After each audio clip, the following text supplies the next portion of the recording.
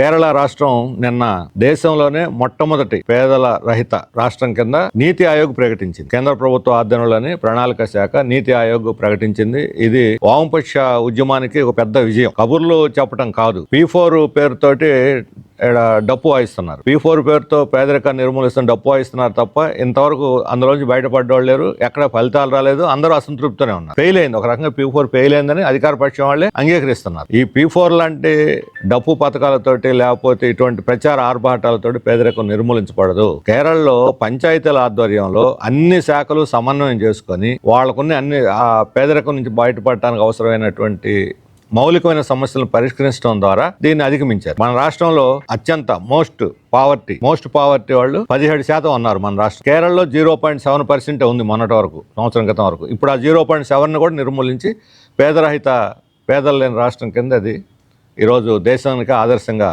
నిలబడింది.